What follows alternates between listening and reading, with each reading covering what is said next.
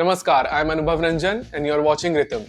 Pakistan, a nation that chose to separate from India, now finds itself teetering on the edge of starvation and economic collapse. The country is facing internal turmoil with conditions approaching civil war, yet rather than addressing its dire domestic problems, Pakistan is once again resorting to hollow threats against India, brandishing its nuclear arsenal.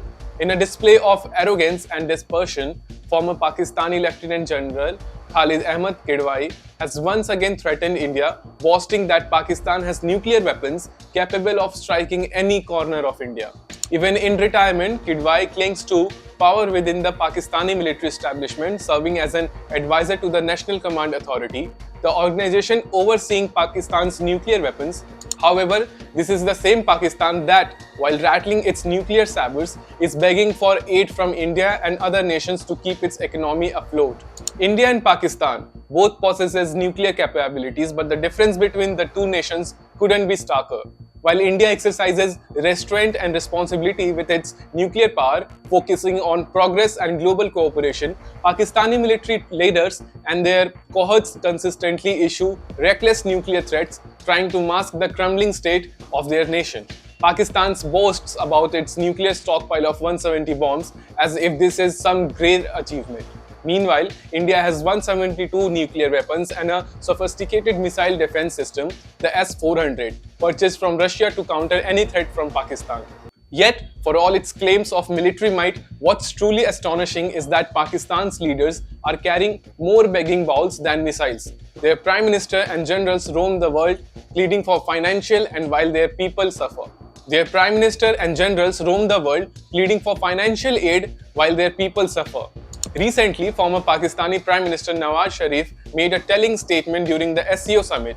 He lamented that while Pakistan is begging for money from China and the Arab world, India is exploring space, managing a $600 billion economy and hosting the G20 summit.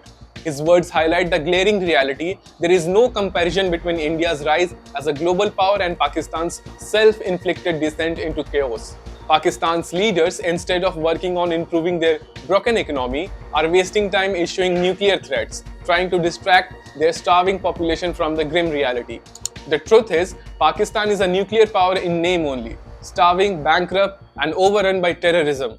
If the situation continues to deteriorate, Pakistan's leadership might soon have no choice but to sell off their precious nuclear weapons just to feed their people.